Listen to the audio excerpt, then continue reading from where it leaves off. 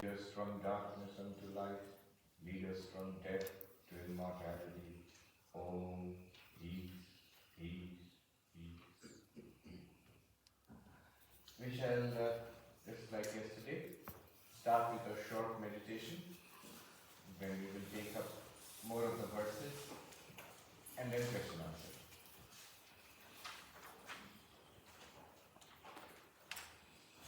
Actually, we are ahead of time. 9:30 is supposed to start, 9:29. I don't know if everybody's here already. You are not there. Raise your hand, who's not here. We'll wait a minute. When you are comfortable, close your eyes. Breathing normally. Relax, whole body is relaxed.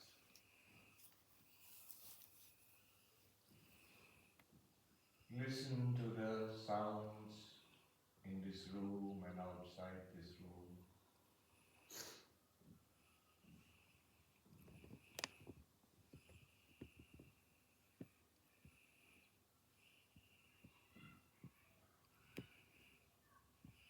Don't try to think of the sources of the sounds, where it is coming from, who is making that noise. Rather, let us just focus on the sound itself as it appears in our awareness.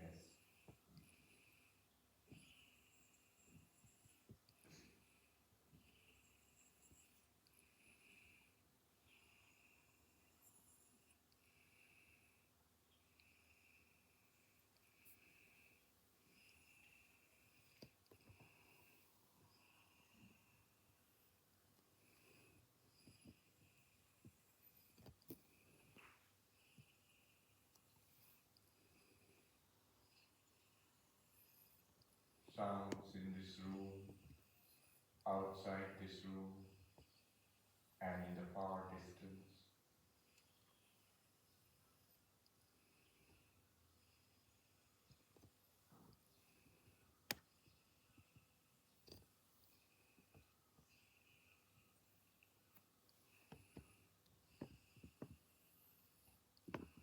Notice how the sounds arise in awareness,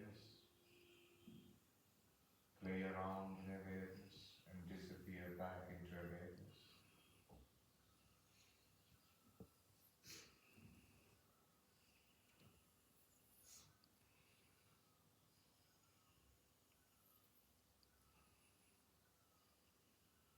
You're aware of the sounds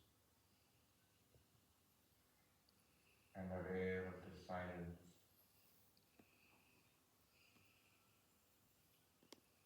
Breathing normally, relaxed.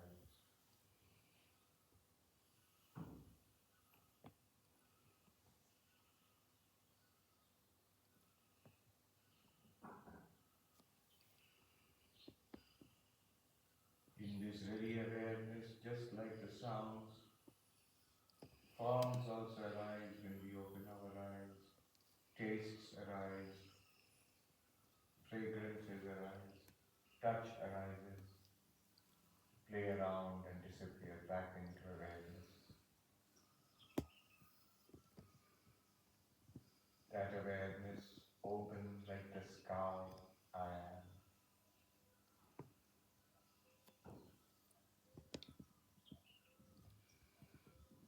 In this very awareness, thoughts arise, feelings arise, pleasant and unpleasant,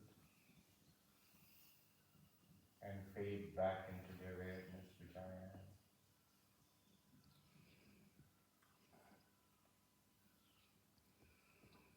In this very awareness, the sensation of a body arises. I am the awareness.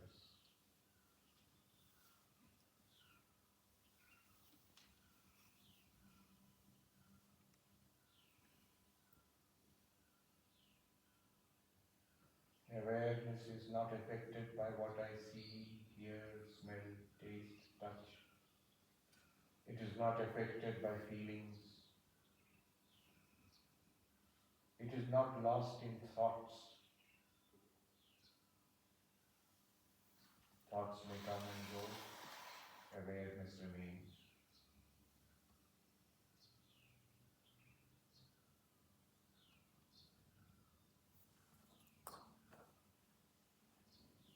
whatever happens to the body is noted by the awareness, but does not affect the awareness. Whatever happens in the mind is noted by the awareness, but does not affect the awareness. This unaffected, open awareness, I am.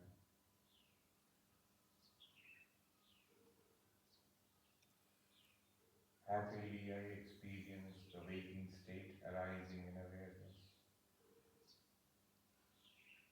Happily I experience the dreams arising in awareness. And happily I experience the blankness of deep sleep.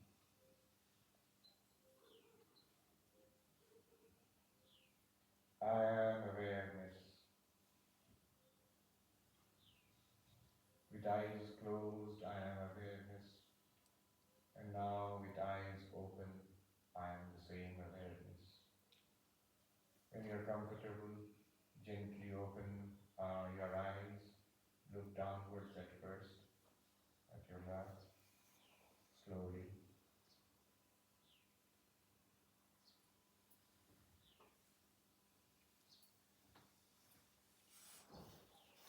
And gently you can look upwards.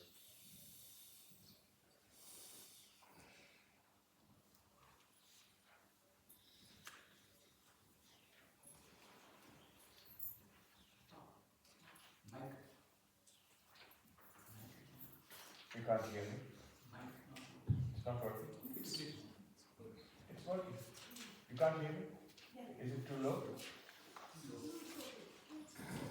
At the back, can you hear me? Yes.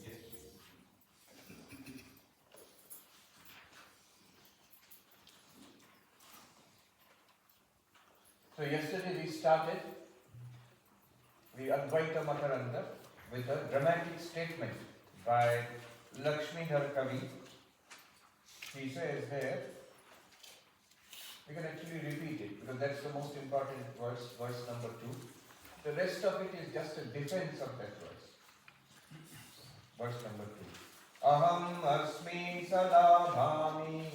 Aham asmi sada bhami. Kadachinnaham apriyah. Kadachinnaham apriyah. Brahmaivaham matah siddham. Brahmaivaham matah siddham. Satchidananda lakshanam. Satchidananda lakshanam. What a dramatic statement. He says, notice, all of us, let us notice, I am, aham asmi. And when am I? All the time. Where am I? Everywhere. Wherever I go, I am. One thing is certain. I am. Aham asmi. Sada asmi. And not only that, this existence is a shining existence. I shining, everything else shines after me. Everything else means mind shines after me. Ego shines and mind shines. Shines means what? Its existence is revealed. Just like the sun shines forth, the light shines forth, existence is revealed and it reveals everything else. So the mind shines after your shining, senses shine with that borrowed light, and then the body and mind reveals the external world which you can interact with and act in this world. Sada bhavi. And also notice another thing, that I am never the source of unhappiness for myself. I am always the source of happiness for myself. And remember the arguments everywhere. I gave a detailed commentary on each of them. So this, he says, this very continuous existence, indubitable existence, like Descartes said, cogito ergo sum, this indubitable existence, this is called Sat in Upanishads. This primordial light, which lights up the mind and the senses and the world, this is called Chit in the Upanishads. This source of all happiness and bliss, which is the self itself, that is called Ananda in the Upanishads. So I am Satchid Ananda. But when I see the Upanishads, Satchidananda is Brahman. Where he says, Brahmaivaham matah siddham. Hence it is proved, I am Brahman. Then immediately after that, multiple questions would come. The opponents would raise these questions. Purva Paksha, opponents would raise the question. We will ourselves raise the question. Wait a minute. Brahman in the Upanishads, is defined as the cause of this universe. Avinna nimittopādāna kārana, the one indivisible, material and intelligent cause of this universe. Am I the cause of this universe? And he shows in the third verse that I am the cause of this universe. Remember, Maye Vode Chid Vyomni, Jagat Gandharva Kartana, like that. The next question was, I see what you mean, but Brahman is always talked of as being eternal, changeless, eternal, always there, past, present, future. But I was not there at a certain time, and before my birth I did not exist. And I am sure, unfortunately, I have to die at one point. So I will not exist after that. So how am I Brahman? I am not eternal. And then he proves, you are indestructible. And how he proves you are indestructible, we know. What are the sources of destruction? Is it from within or from oneself? Old age, expiry date. So one of our Swamis, he said, when we were in India at our monastery, he came back, he was posted to one of the Western centers. Actually, he was posted to South Africa. He came back, he was telling us his experiences. He says, in India, we are used to using the word expiry as a person dying. He expired. But in the West, it's not so. Medicines expire, food expires. Human beings don't expire. So he said, one day I was telling a story to the devotees there, in Durban, I think. And I was telling a very serious story of how a senior Swami had told me that you meet me before I pass. He was elderly in the hospital. And after a lot of obstacles, I rushed there to the hospital and I rushed upstairs. I knew he was in critical condition. When I went there, in front of me, so all the devotees are listening. Oh. In front of me, the Swami expired. Then all the devotees burst out laughing. The Swami said, why are they laughing? Such a serious, sad situation. And then we realized later, the Swami, human beings don't expire. Medicines expire, food, vegetables expire. By itself, due to certain due date, medicine expires. So by itself, the human body ages and dies or expires, whatever you say. Can I, the consciousness, expire in that way? Expiry date of consciousness. Used before such and such date. Consciousness used before such and such date? No. Why not? And then detailed discussion we saw from the Buddhist perspective. Kshanika Vijnanavada. From the perspective of the three states of waking, dreaming, deep sleep. From the perspective of life and death. Does any of them show that we die because of our own, internally, because of internal causes, we get old and die and therefore consciousness can be destroyed? No, it does not show. We have went through some arguments. Then we also saw by the action of someone else, can someone cut me to pieces with a sword? Can someone infect me and kill me? All of that we saw is not possible. Possible for the body, but not for consciousness. Why? Remember the causes, the arguments. It says niramshatva, because there is no part. Consciousness does not have a part when something else can contact it and destroy it. Then the next one was that ashraya nasha, the ecosystem, the foundation, the ashraya, substratum. If we destroy it, an entity will be destroyed. If I destroy the wood, table will be automatically destroyed. If I destroy the ecosystem, then all the plants and animals living here will automatically be destroyed. If you remove food and air and water, this body will automatically be destroyed. So can you, the consciousness, be destroyed like that? No. Because it does not have ashraya. It is, in fact, it is the ashraya, foundation for the entire world appearance. Then the next question was, wait a minute. You are saying that I am Brahman, but Brahman is all-pervasive. So, 4th and 5th verses were to show that I am Nitya. I cannot be destroyed. If I am Nitya, then Brahman is Nitya, therefore I am Brahman. And the 6th verse is to show all-pervasiveness. Brahman is all-pervasive. Am I all-pervasive? I am just here. Yaha ho, waha nahi ho. So, kaise sarvavyapī hua? In Hindi, what I said yesterday, I am here, but not there. How can I be all-pervasive? And the answer he gives is, you are there everywhere. By what argument? Very cute argument he puts forward. He says, you are experiencing the world, is it not? I said, yes. But the world cannot be experienced, the world does not experience itself. Objects do not experience. The example of the light, remember? You to see the world, you need light. But the objects of the world don't have light of their own. So some other light has to come. And that light has to pervade everything. Then you see the world. The only source of that light is the sun. Yet we are seeing the world. That means the sunlight is pervasive everywhere in every object of the world. Alright, what does that, how does that make me all pervasive? Well, notice, you are able to experience the world. Experience requires contact with consciousness. You are the only source of consciousness. Therefore, you, your consciousness, or you, the consciousness, is somehow coming in contact with every object of the world as you experience it. Therefore, you are all pervasive. Since you are all pervasive, Brahman is all pervasive, so you are Brahman. So this is the argument. Next it goes, we stopped at the 7th verse, which is a very deep point he's making about superimposition. You can chant the verse again. Nahi bhanavrite sattvam, Nahi bhanavrite sattvam, natte bhanam chito chitaha, natte bhanam chito chitaha, chit sambandho pinadhyasa, chit sambandho pinadhyasa, Vitetenaham advayah. vitetenaham advayah. Very nice. So poetry and logic all combined together. Look, he says, Nahi bhana vrite sattvam. He says, without shining forth, without being experienced, without being known, the existence of anything is not established. This thing can be debated. It has been debated. In Western philosophy, Eastern philosophy, debate between idealism and realism. The schools of idealism and realism, long debates.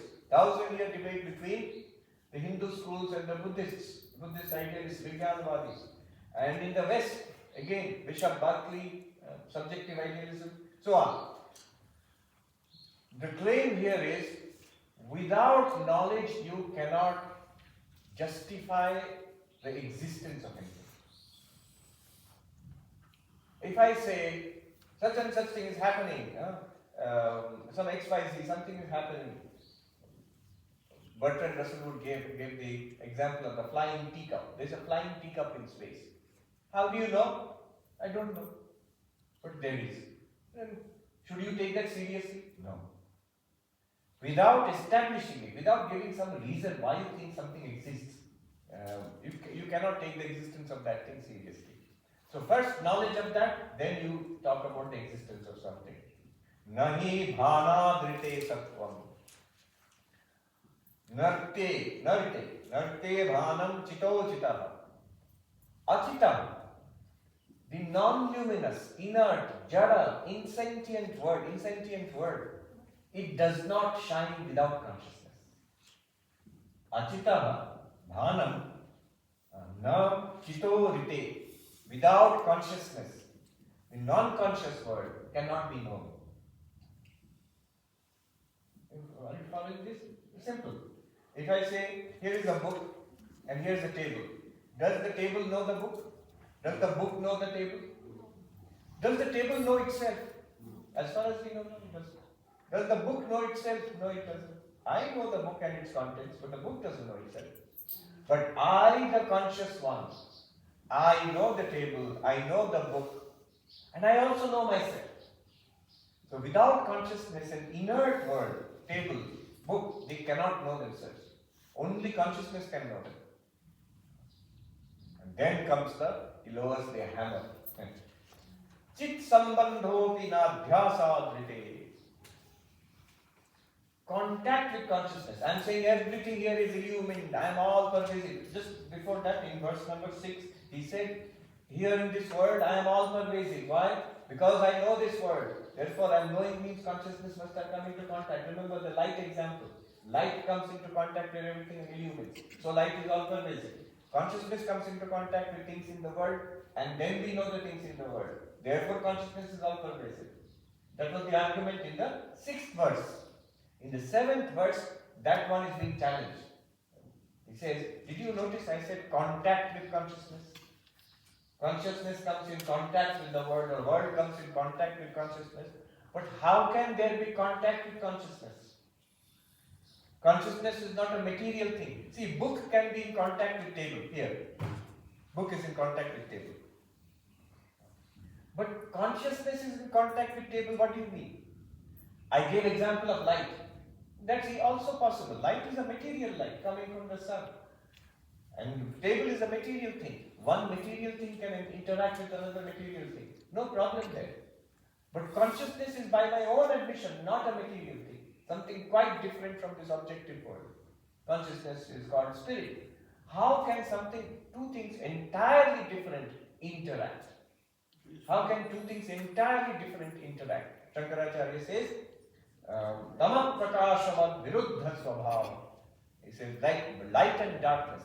You, consciousness, are like light. The entire universe is like darkness. How can they interact? Where will they come into contact? The point in which, I'll put it more precisely, the point in which consciousness comes into contact with object, that point, is it consciousness or object?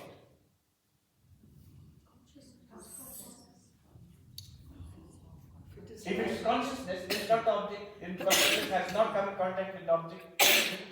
If it is an object, then it's not consciousness. Consciousness is not coming into contact with the object. Here, when light comes into contact with the table, it's a material light can come in contact with the material table. The point of contact, is it material? Yes. But when consciousness comes in contact with the material thing, that point of contact, is it material or consciousness? Superposition. If it is, Superimposition. That's because you are a Vedantin, you are saying superimposition. Yes, correct. And that is the answer. Without superimposition, this is not possible. Without superimposition, this is not possible. What is superimposition? Superimposition is one thing appearing as something else. Rope appearing as a snake. Then technically, snake is supposed to be the rope.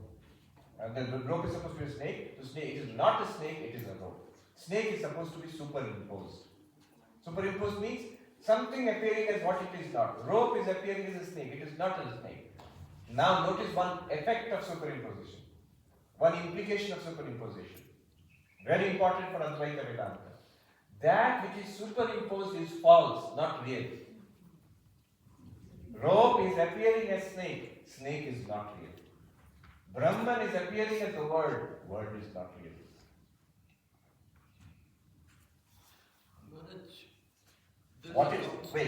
What is the meaning of this?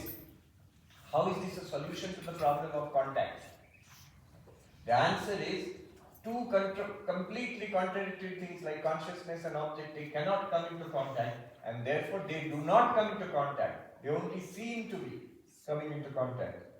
What is happening is consciousness alone is appearing as its own object. Can consciousness come in contact with consciousness? Yes. So consciousness is coming into contact with the object which is not really an object. It's consciousness alone. Then the problem is solved. Chit sambandha, contact with consciousness. This is not possible except abhyasa, superimposition. In superimposition, what happens? Consciousness appears as its own object, and then it seems as if consciousness is illumining that object. Think of a dream. That's a good example. Think of a dream. In a dream, what is happening? The mind imagines people and places and a road and a house and everything. But one might ask, how can there be a house? Yes. How can there be a house? Is it audible at the back? How can there be a house made of bricks and like this, mortar and bricks and stone in the mind? How can you have bricks in the mind? Small piece of dust, if it goes into the brain, your brain will short circuit. How can you have bricks in the mind? How can you have concrete in the mind? You see a lake in your dreams. How can there be water in the mind? What is there in the mind? Only mind. then what is this what lake and bricks and house and people and sky and earth which you see in the dream? What are they actually? What are they made of? What are they made of? Mind. It is mind appearing, imagining, projecting as if there are houses and people and this is nothing. I am not saying something very deep. This is just what is a dream. It's a description of a dream. That's the only way mind can come into contact with a house or a lake or something inside the mind. It has to be mind only. The only way consciousness can come in contact with jada, insentient, object, if those are nothing but consciousness, appearing to be not consciousness. You had a question? Maharaj, is it anything similar to the wave-particle duality in quantum mechanics? People have tried to compare it with that. It's not a wave, it's not a particle, only an observation, then it takes a particular form. Either a wave or a particle. The collapse of the Wave function, yes. Wave function. So that's a good example people have. In fact, people have tried to say that this is what the whole theory of Maya is trying to say. And from a particle physics perspective, we are coming to a wave function, a wave-particle duality. And under observation only it takes a particular form, the collapse of the wave function. That has been used as an example to try to understand what Advaita is saying. A very good example is snake and goat. Alright. So without superimposition, this is not possible. The superimposition is called adhyasa. Very crucial, extremely crucial thing in trying to understand Advaita Vedanta. Yesterday I said, Shankaracharya begins his famed commentary on the Brahma Sutras with an essay called Adhyasa Bhashya. Essay on superimposition. Basically what he tries to say there is, you are aware of the world in consciousness. You are awareness and you are aware of the world. And he says this is impossible. It should not be possible. Why? Because of exactly this reason. Consciousness or awareness cannot come in contact with the material world. And yet we are aware of an external world. We are aware. We are now seeing. We are aware. In that case, he says, it must be a case of superimposition. It must be consciousness itself pretending to be an external world. Then only consciousness can reveal it. What can consciousness reveal? Advaita Vedanta wants to say consciousness can only reveal consciousness. Appearing to be this world. Now, the implication of this is that whatever is superimposed must be false. Snake is superimposed on the rope. Does not mean that there is actually a rope and actually a snake. It is the rope appearing to be a snake by mistake, by error. So the snake is not real. The rope is real. It is consciousness appearing to be an external world. It's not really an external world. It is consciousness alone. It just seems to be. Just like the rope seems to be a snake. The superimposed entity is false. Little detour here. Let me give you two stories. One happened here, just a few kilometers from here in Uttarkashi. And I heard it from a very great sadhu, Ramananda Saraswati. And I heard it in Kantal, Haldwar. He had come to a place, an ashram, and we used to go and listen to his talks. At that time he was just giving question and answer sessions. Anyhow, he told this story. In Uttarkashi, several decades ago, there used to be a great Mahatma, non-dualist, Advaita.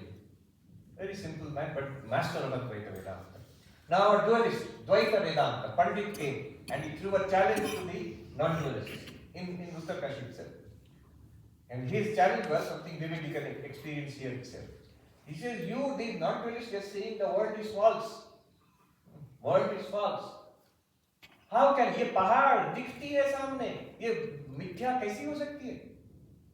Here is this most solid, overwhelming example. This mountain in front of you. Here, look how it is so obvious. दिखती है, it is seen. How can it be false? This big thing you are saying it is false. Now the sadhus ran to this Mahatma, saying that you must come and fight against debate against this challenger. He's saying such and such things, and people are gathered around listening to him. And this Mahatma, there's a little bit of story there. He actually had a fever, and he said, I cannot go, I have a fever. He was lying under a Rajai Kambal. And then he had a sevak, an attendant, a brahmachari. The others gathered around the brahmachari and said, please persuade him that he has to come. And he has to defend Advaita against this challenger. So the brahmachari said, Mahatma ji, please come, they are all waiting for you. He said, I cannot go, I'm bukhar hai. He said, aapko bukhar nahi hai. You don't have fever. No, bukhar nahi hai. Acha chalo. Let's go. Then he went. As he came on the stage, the challenger said, ये पहाड़ मिथ्या कैसे हो सकती है? दिखती है. And this Mahatma, this sadhu, he said, just one half sentence. ये पहाड़ आगे या तुम्हारा पहाड़ की ज्ञान आगे? ये पहाड़ पहले पहाड़ पहले या पहाड़ की ज्ञान पहले?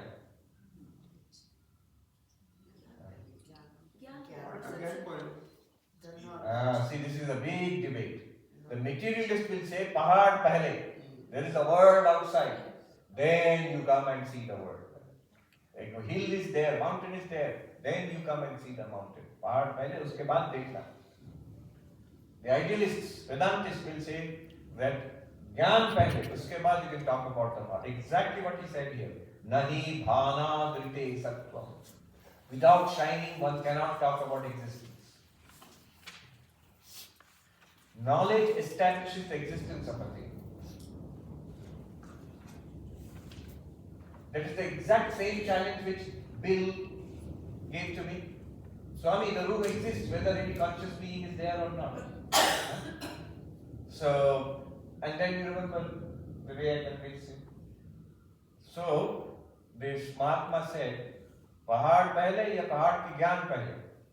That Pandit, because he's a Pandit, very sharp, well learned, he immediately learned. So, in the chess game, if you play with a grandmaster, an advanced chess player, 3-4 moves ahead, he knows that he has lost. Because he can see the game, where it is going. Pahad pehle ya pahad ki gyan pehle? That Pandit bowed down to the Mahatma and walked away from him. Others did not understand what happened. They thought a long debate will be there. Thus, already finished, checkmate. If jnana pahad is pehle, if the knowledge of the pahad is pehle, how did you get knowledge? Pahad does not reveal itself. Your consciousness reveals the pahad. But how will consciousness go and contact the pahad? Then the pahad must be a superimposition on consciousness. Superimposition means like a snake superimposed on the rope, snake is false. Pahad superimposed on consciousness, pahad is false. Mithya. Proved. Advaita Vedanta has this stunning proof of the falsity of the world. Why do we say the world is real? Because we see it. We see it, hear it, smell it, taste it, touch it, we deal with it all the time. We say it's real. Why? How can it not be real? Advaita Vedanta, why does it say that the world is false? Because we see it. But what is false here? The world.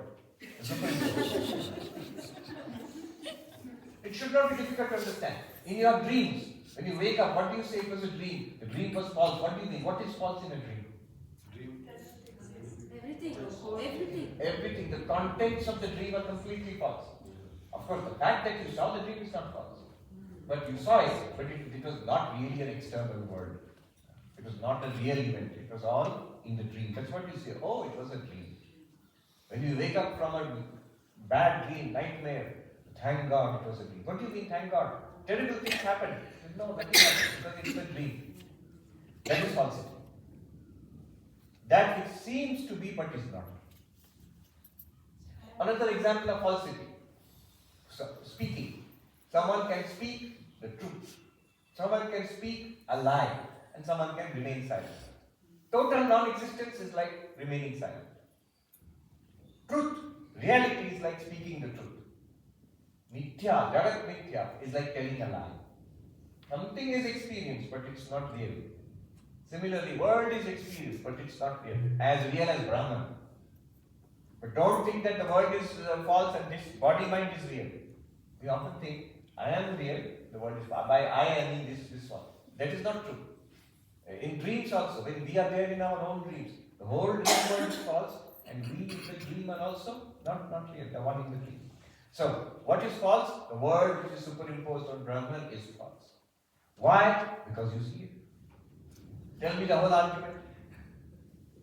Why is it false? Because you see it. Here, argument. Thing cannot be said to exist without knowledge. A thing cannot be said to exist without knowledge of it. Knowledge is not possible without consciousness. Consciousness coming in contact with that thing. So far, so good. But consciousness cannot come in contact with something entirely different from it. Therefore, the so-called contact, drink some water, yes. The so-called contact with consciousness must be a case of superimposition. One thing appearing as another. Consciousness appearing as its own object.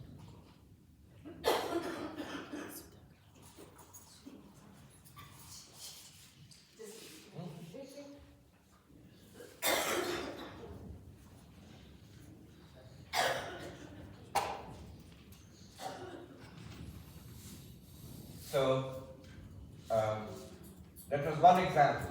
The Mahatma who challenged, the Pandit who challenged the Mahatma who replied to the Pandit. That's one example. Second example, I myself, a monk asked me that how do you Advaitins say that the world is false? He was in front of Belur temple. Here is the temple, here is Ganga, here is sun shining in the sky. I see all of them. How are they false? Of course, I did not say anything to him, he would be annoyed. But you can see the line of argument. What did you say, Maharaj? I see all of them.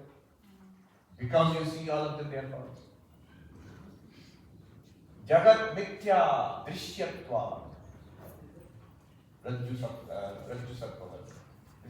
This is the inference. The world is false because it is seen. Like a snake in a rope. You must work out the logic behind it. The answer to this is the little word superimposition, adhyasa.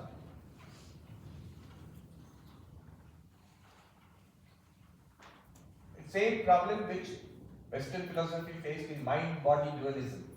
How can mind interact with brain? Same problem here is the dualism of consciousness and matter.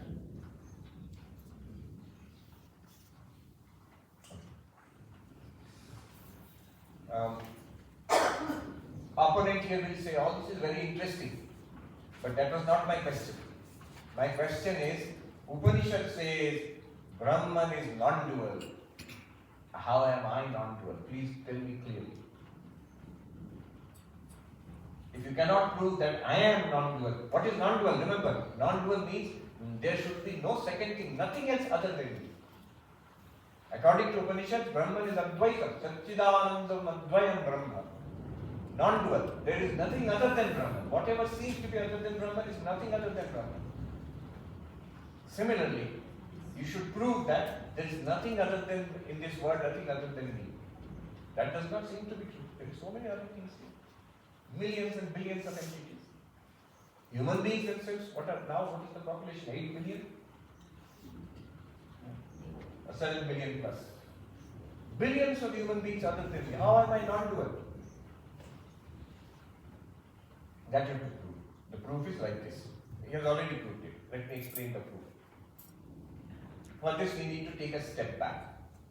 In India, we have to consider, follow this carefully, this sequence of arguments, sequence of thought. In Indian philosophy, what is the relationship between consciousness and object? Relationship between consciousness and object. Let's be clear what we are talking about. You are conscious. We are talking about something very real here. You are consciousness. And everything you experience is an object. This table is an object. The sound of thunder is an object. The thought in your mind is an object. Physical things out there are an object. Concepts and memories and thoughts and feelings in here also object.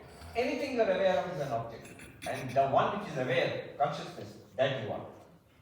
Now you have to prove that consciousness is non-dual. That means the objects are nothing other than consciousness. You have to prove that. That's what he's trying to say. But then what is the relationship between consciousness and object in Indian philosophy? Let me give you 5 relationships, 5 answers, and multiple answers. All the schools of Indian philosophy, they have multiple theories of consciousness. Just as a broad picture of what might be the answers from Indian philosophy, I'll give you 5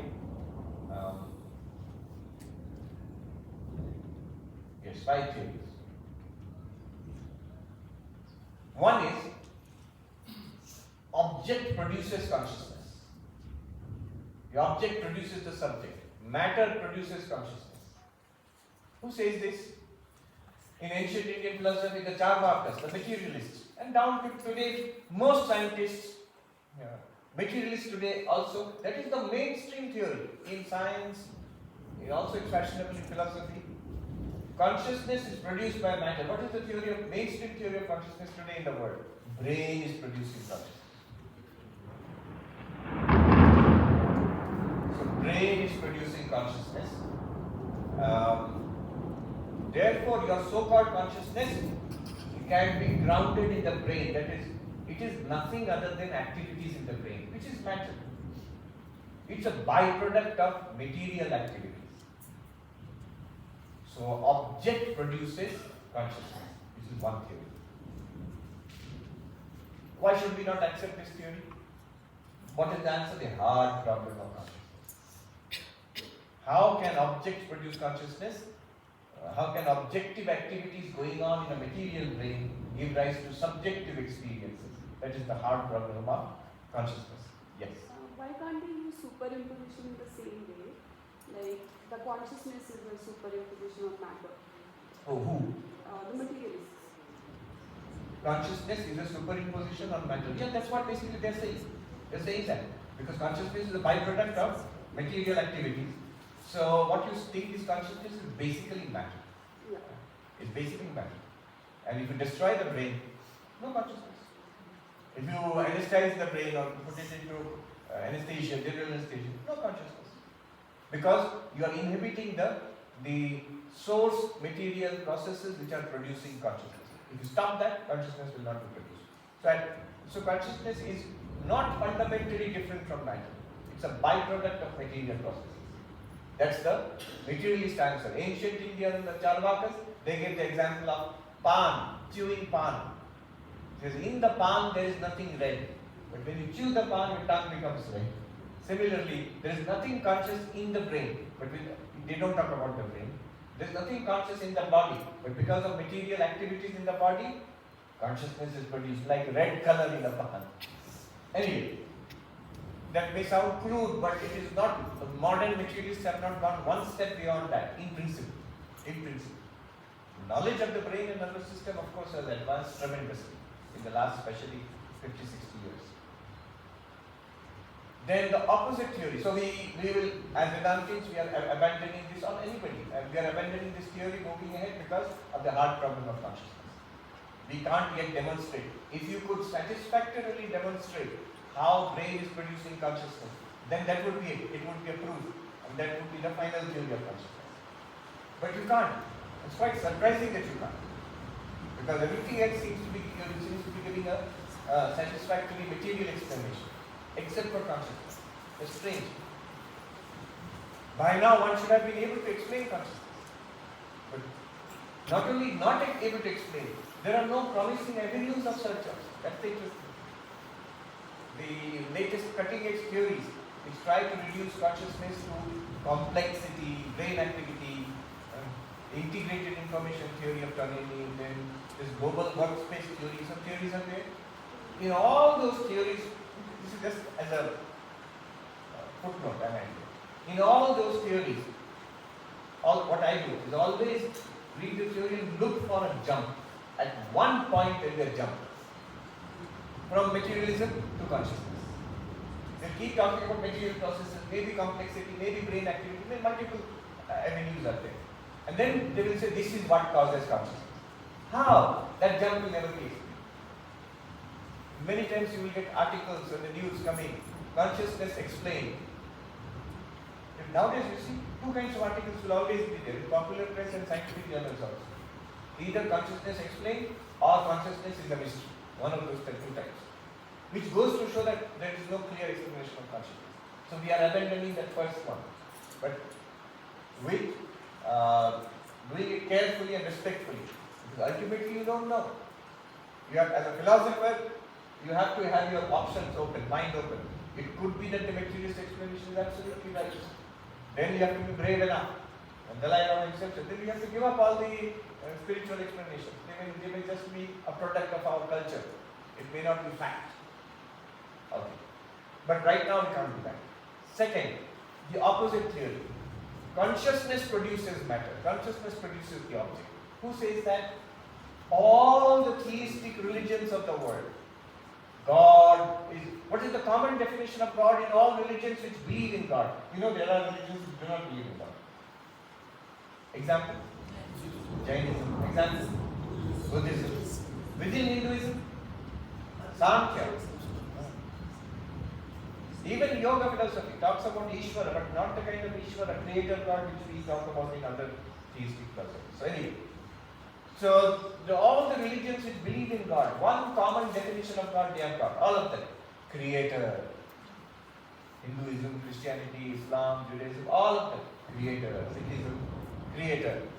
God is the creator of what? Of the universe. But let us put it in our philosophical language. God, consciousness is the creator of matter.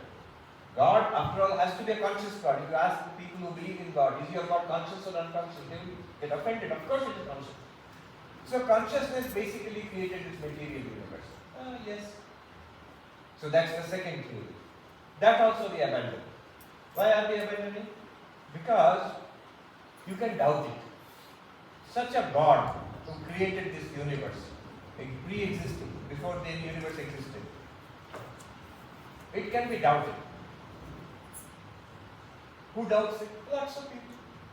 Atheists, people who are skeptical, even spiritual people, Buddhists, Jains.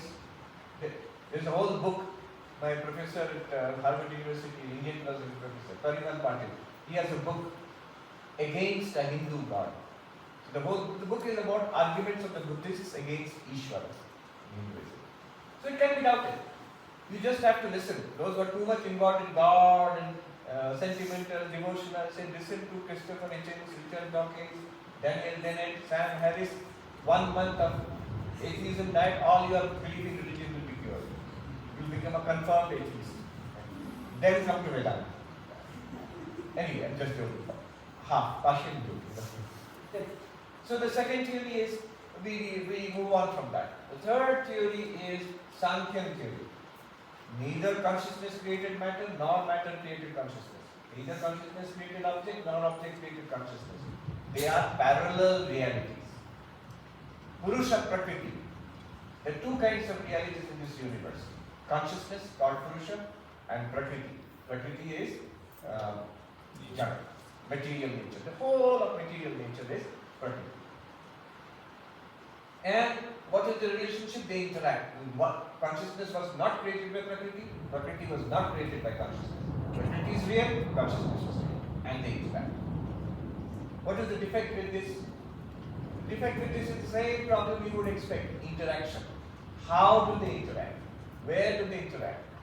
At the point of interaction, is it Purusha or Prakriti? This side Prakriti, this side Purusha. At that point, what is it? It is totally different. Then so Sankhya, Prakriti Purusha dualism, Yoga philosophy, Patanjali, Prakriti Purusha dualism. Today's modern world, David Chalmers in his panpsychism, that consciousness is an ubiquitous fundamental reality of this material universe. Same kind of dualism, Prakriti Purusha dualism. He may not know it, but what he is proposing now is a very, very ancient philosophy. Kapila, Vivekananda regarded him as the first philosopher of the human race. That was his view. In one sense, that was the first philosophical view. So, consciousness and matter, they interact. We can close this if it's getting cold.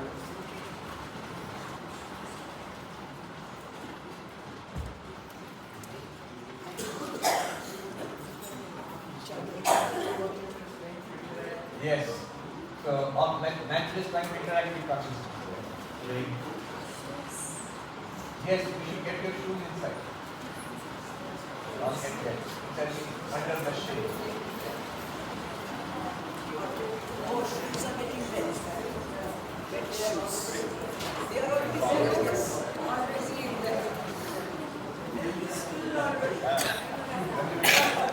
This is the limit of Vedanta. Things are getting better. Maybe consciousness is absolutely. Or wet shoes or wet shoes. What were you planning? We are already wet. This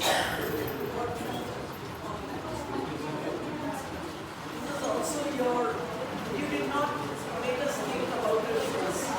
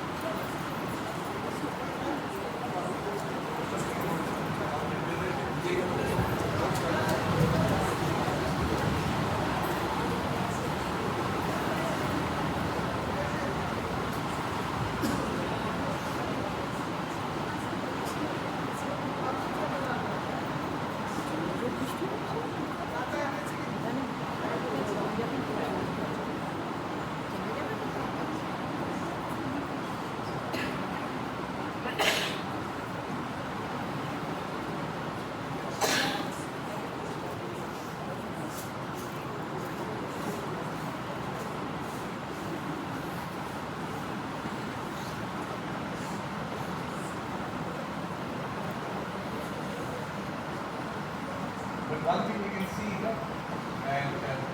shoes can get wet, clothes can get wet, body can get wet, consciousness can get wet.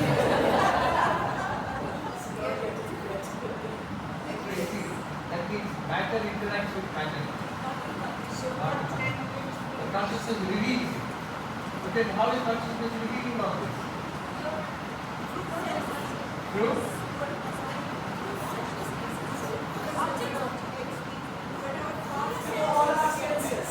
Yes, but two senses. But how are the senses? How is consciousness coming in contact with the senses? Yeah, wait, let it go down. How is it?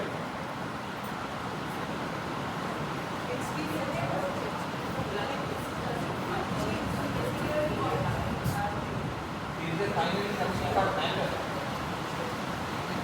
Direct answer from Advaita is no. Only finally, if you look over finally, it is consciousness alone, or Brahman alone. But a temporary arrangement can be made, vyavaharika, transactional level. Then we can talk about subject and object like we are reading with. Even after full realization that it's Brahman alone, your transactional world will not stop. It will continue. Today it makes sense. I am a subject, this is an object. I am the eater, this is food. It makes sense.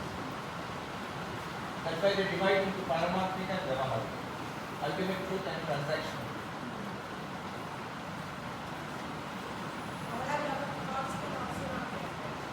Our thoughts cannot get it, yes. So because the rule is the gross cannot affect the subtle. Sukshma. Water is gross water, it is stula. And thoughts are sukshma karma, that means subtle matter. Gross cannot affect the subtle. Subtle can affect the gross. be direct, just as air, fire, water and earth cannot affect the sky.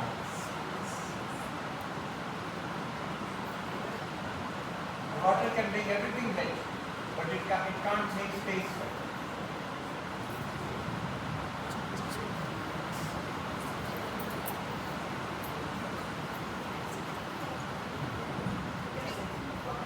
Yes, we'll wait till it will go again.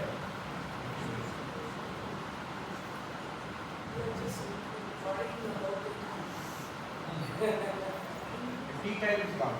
The tea, not tea time.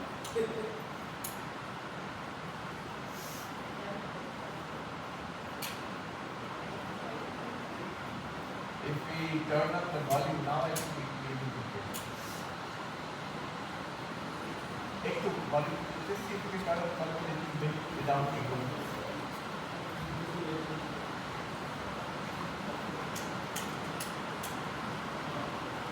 All right. Is it better now? Can you hear? If you cannot hear, stop me. At the back, can you hear the back?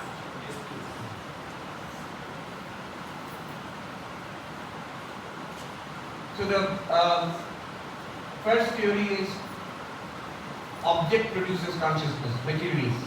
Second theory was those who believe in God, theistic theory.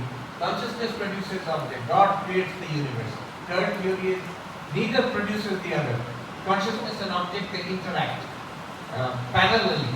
Prakriti Purusha, Sankhya, Yoga, modern panpsychism. Although to be fair, panpsychism itself has a history in Western philosophy. It's not absolutely modern. Alright. Then comes, so we have got three theories so far. Fourth theory, the Buddhist theory. You take one sample from Buddhism, that is from Madhyamaka Buddhism, emptiness, Shunyavada. What is their theory of consciousness and object? Their theory is consciousness and object are both empty, Shunyam. Neither consciousness produces object, nor object produces consciousness, nor are they interacting with each other parallelly. Both are empty. Chandrakirti, who is the commentator on Nagarjuna, so he gives the example of, a favorite example of the Shunyavadis. Two sheaves of hay, bales of hay. You've seen how they tie them hay and you make them lean against each other. If you remove one, the other will fall. So he says consciousness and matter are interdependent. They arise together and fall together. When do they arise? In your waking state, eyes and form are interdependent. Ears and sound are interdependent. Now, if you remove one, the other will fall. Now, for example, deep sleep. What they will say is, in deep sleep, no object is there and no consciousness is there. We might say, no, but there is consciousness in deep sleep because we talked about all the arguments which I gave. After waking up, we said we slept happily. How did we know this? They will say this is all your back calculation. And trying to make the accounts match. But actually there is no consciousness in deep sleep. Just look at your own experience. There was nothing in deep sleep. Neither object nor consciousness. So consciousness and object are together. They rise and fall together. This also we reject because we say there what they mean by consciousness is vritti jnana, the activity of the mind. That stops in deep sleep, no doubt about it. But the background consciousness, what we call pure consciousness, that's still there. That's what reveals deep sleep to us. So finally we come to the fifth theory, which is the Advaita theory, where it says matter is a superimposition on consciousness. It's not that consciousness is born of matter or object, not that object is born of consciousness, not that both are independent entities parallelly interacting, not that both are empty, but consciousness is the reality of which matter is the projection. If you look at the superimposition theory, either both are monists. Materialists are monists that only one reality is there, matter. Swami Vivekananda said, I am a materialist of a sort. I also believe that there is only one reality. Only you call it matter, I call it spirit. What is happening here is Shankara does exactly the opposite of the materialist. The materialist reduces consciousness to matter. Shankara reduces matter to consciousness. Which one should we select? We should select Shankara's approach because the testimony for matter is consciousness. But consciousness is self-revealed. Swaprakasha. You are conscious, it is evident to you. And then in your consciousness, matter appears. We are conscious, it's evident to us. Then in our consciousness, thoughts appear, feelings appear. When we wake up in the morning, body and the bed and the world appears. But before that consciousness appears as I am aware. And in my awareness, everything is appearing. So, matter is a superimposition on consciousness. Nivedita once asked Swami Vivekananda, can I think of Kali as the dream of Shiva? And Vivekananda laughed and he said, well, have it your way. He gave permission. He said, yes, it's a good analogy. Kali, the entire manifested universe, Shakti, is the dream of Shiva, pure consciousness. And Kali and Shiva together are this what we are experiencing now. Now, what happened? Oh, one more. So, matter is an appearance in consciousness, superimposition of consciousness. This is called adhyasa. Now, how does it relate to our question? You might be thinking, what was the question? Question was, Upanishad says, Brahman is advayam, non-dual. How am I non-dual? Please prove that. You are going on about matter, consciousness, adhyas, superimposition. How am I non-dual? Please prove that to me. Now it is easy to prove. If the material universe is a superimposition of consciousness, that which is superimposed is false. Snake is superimposed on rope. Snake is false. Similarly, world is superimposed on, or object is superimposed on consciousness. World or the object is false. That which is false cannot be counted. If I have one jalebi, yes, we had tasty jalebi last night. One jalebi. I had one jalebi. But suppose I dreamed that I had 3 more. In the morning, will I say I have 4 jalebis? No. You'll say? No. Why not? You experienced eating 1 jalebi, then in the dream you experienced eating 3 jalebis. So why not say, I have 4 jalebis, I had 4 jalebis? Because those the 3 dream jalebis cannot be counted. Why not? They are superimposition. They are unreal. You saw them, but they are not real. If you experience it, yet you say it's not real, virtual, dream, error, or in philosophical language, superimposition, adhyasa. You cannot count it. If the world is a superimposition on Brahman, on consciousness, then you cannot count the world as a second reality apart from consciousness. Let me repeat that. That which is superimposed cannot be counted. World is superimposed on consciousness. Then world cannot be counted. Consciousness 1. World not 2. You cannot count it. Therefore consciousness remains 1 without a second. Ekam eva dvitiya. Consciousness is non-dual. But I am consciousness. So I am non-dual. Brahman is non-dual. So I am Brahman. Proved. T. Now we have to go to reality.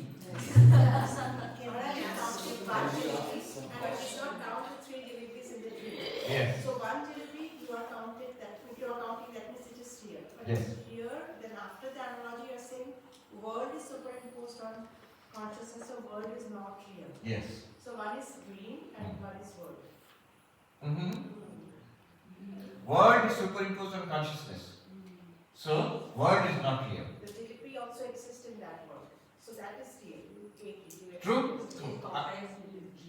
Yes. So, the three jalebis in the dream and one jalebi in the waking state. That was the example. Yeah, that's an example. Yes. In that example, the jalebi is real. One jalebi is real, it is counted. Yes, counted. And you did not count the other three because they are unreal. Exactly like that I am saying, now come to consciousness, because it's not about jalebis. It's about consciousness and the world. So consciousness is there and you experience the world. I am saying, then the world is a second reality apart from me. But he is saying, no, if you experience the world, it is a superimposition. It cannot be counted. Just like the three jalebis. Ultimately, you said only one jalebi is real. Similarly, only consciousness is real. World is not a second reality. You cannot count the world alone. Consciousness consider it to be like the one jalebi. And the world consider it to be like the three dream jalebis. Ultimately, you said only one jalebi I have eaten. Ultimately, you have to say only consciousness is the reality. The world is not a second countable reality apart from consciousness. Therefore, consciousness is non-dual. No? Just hold on to the People sometimes jalebi example. I don't know if you have got jalebi for tea, with tea, I think. Yes, we will take it outside. The question? Okay, ask the question. You're very eager, so ask the question. We can take it outside. Okay, we'll take it outside. Let's go for tea. Om Shanti Shanti Shanti.